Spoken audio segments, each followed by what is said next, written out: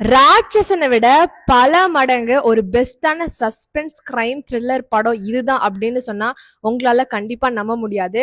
கன்னடால ஒரு படம் ரிலீஸ் ஆனது, அமேசான் பிரைம்ல அவைலபிளா இருக்கு. செகண்ட் கேஸ் ஆஃப் சீதாராம் அப்படின்ட்டு. இது ஒரு சஸ்பென்ஸ் கிரைம் த்ரில்லர் தான். ஆனா இந்த படத்தை நீங்க பார்க்க ஆரம்பிச்சிட்டீங்க அப்படின்னா அந்த படத்துல இருந்து வெளியில வரமாட்டீங்க. ஏன்னா அந்த அளவுக்கு நான் ரொம்பவே இன்வெஸ்டடா இருந்தேன் இந்த படம் பார்க்கும்போது. சீதாராமன் அப்படின்ற ஒரு போலீஸ் ஆபீசர் ஒரு ஃபைல் எடுத்து இன்வெஸ்டிகேட் பண்ண ஆரம்பிக்கிறாரு. அந்த ஃபைல்ல அந்த கேஸ்ல யாரு கொலைகாரன் அப்படின்னு கண்டுபிடிக்கிறது தாங்க இந்த ஒரு கதை. யூசுவலா கிரைம் த்ரில்லர்ல வந்துட்டு நம்மளால கெஸ் பண்ண முடியும் இவன் தான் வில்லனா இருப்பான் அப்படின்னு சொல்லிட்டு. சோ ரொம்ப சுத்தி வளைச்சு பாத்தீங்க அப்படின்னா அந்த கதையை கொண்டு போவாங்க. ஆனா இதுல அந்த மாதிரி எந்த விஷயங்களும் இல்லாம ரொம்பவே சஸ்பென்ஸா அந்த கொலைகாரனை ரிவீல் பண்ணிருக்காங்க.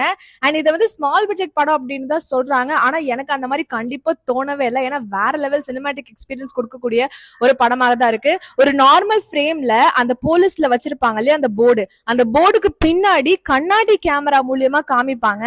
அதெல்லாம் பார்க்கும்போது ரொம்பவே கிரியேட்டிவா ரொம்பவே இன்னோவேட்டிவா நிறைய விஷயங்கள் இதுல பண்ணிருக்காங்க.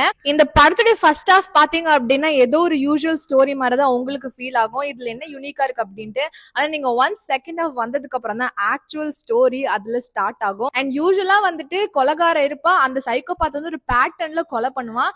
ஆனா இந்த படத்துல அந்த பேட்டர்ன் என்ன அப்படின்னு கண்டுபிடிக்கிறதுக்கே பாத்தீங்க அப்படின்னு ரொம்பவே இன்ட்ரெஸ்டிங்கா கொண்டு போவாங்க. இந்த படம் ரிலீஸ் ஆகி 3 மாசம் ஆச்சு. ஆனா இன்னமுமே வந்துட்டு ரொம்ப ட்ரெண்டிங்ல இருக்கு. 210 மில்லியன் பிளஸ் வியூஸை கடந்து இன்னமும் போயிட்டு இருக்கு. சோ கண்டிப்பா இது ஒரு ஒர்த்தான வாட்சா தான் இருக்கும். நீங்க கண்டிப்பா செக் அவுட் பண்ணி பாருங்க.